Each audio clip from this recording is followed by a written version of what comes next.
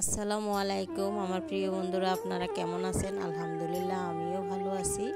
আর এই যে সকাল সকাল নিয়ে আসলাম এই গলদা চিংড়ি মাছের রেসিপি। বড় বড় গলদা চিংড়ি মাছ আপনাদের ভাই আমাদের গেড়ে থেকে ধরে আনছে।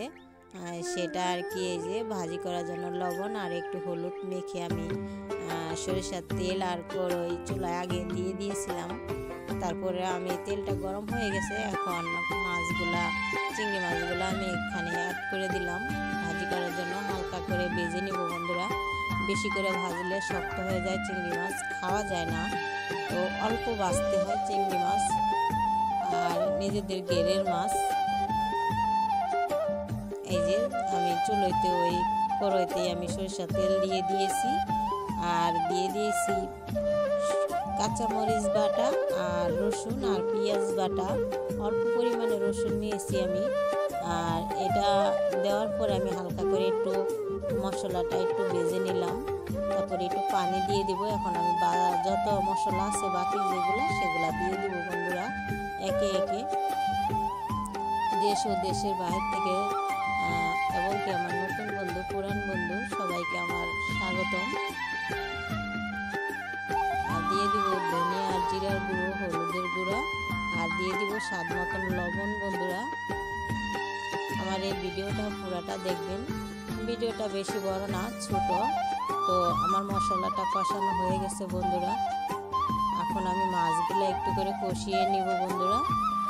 নিজেদের হাতে ধরা মাছের স্বাদই আলাদা। তারপরে লাকড়ির চুলায় রান্না, সব কিছু বাটা অসাধারণ লাগে খেতে বন্ধুরা। এভাবে আপনারা বাড়িতে ট্রাই করে দেখতে পারেন কেমন হয় রান্নাটা।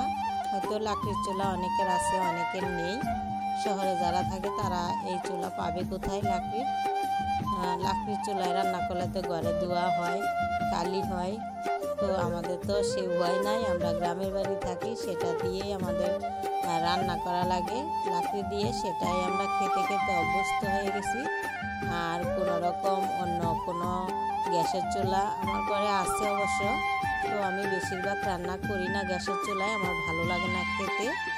তার জন্য আর কি আমার রাইস কুকারও আছে, প্রেসার কুকারও আছে, তো আমার সবচেয়ে মাটির চুলা রান্না বেশি ভালো লাগে। তার জন্য আমি মাটির চুলায় বেশিরভাগ রান্না করি বন্ধুরা। এই যে আমার মাছটা প্রায় হয়ে গেছে, আর অল্প কিছুক্ষণ হলেই হয়ে যাবে। আমি চুলার উপরে জাল অফ করে অল্প কিছুক্ষণ রেখে দিব, তেলটা উপরে ভেসে যাবে তখন আমি এই মাছটা নামিয়ে নিব। তেলটা উপরে ভেসে গেলে বন্ধুরা খেতে অসাধারণ হয় মাছ। তো যাই হোক বন্ধুরা, যে যেখান থেকে আমার ভিডিও দেখতেছেন সবাইকে বলতেছি যে পুরাটা ভিডিও দেখবেন, স্কিপ করবেন না বন্ধুরা। আর স্কিপ করলে কোনো কিছু বোঝা যায় না। আমার এই যে দেখেন তরকারিটা কি সুন্দর তেল বেশি উঠেছে, তেল তরকারি থেকে ছেড়ে দিয়েছে। আর ভিডিওটা যদি দেখে কোনো অংশে একটু ভালো লাগে নতুন বন্ধুরা বা আমার প্রিয় বন্ধুরা, তো চ্যানেলটা ভালো লাগলে একটু সাবস্ক্রাইব করে নেবেন, লাইক তো অবশ্যই করবেনই, আর বেল বাটনটা বাজিয়ে দিবেন যেন নতুন কোনো ভিডিও দেওয়ার সাথে সাথে আপনার ফোনে নোটিফিকেশন চলে যায়। দেখেন আমার মেয়ে সে রান্না করতে চলে আসছে, কি করব, ও রান্না করার জন্য এক্সপার্ট। ও রান্না দেখলে ওর মাথা খারাপ হয়ে যায়, রান্না করবে। এই যে তো বন্ধুরা আসেন আমাদের বাড়ি দাওয়াত নেন। এই যে আমি মাছটা পরিবেশন করেছি, আর দেখেন কি সুন্দর হয়েছে, অসাধারণ হয়েছে বন্ধুরা খেতে, কি বলবো।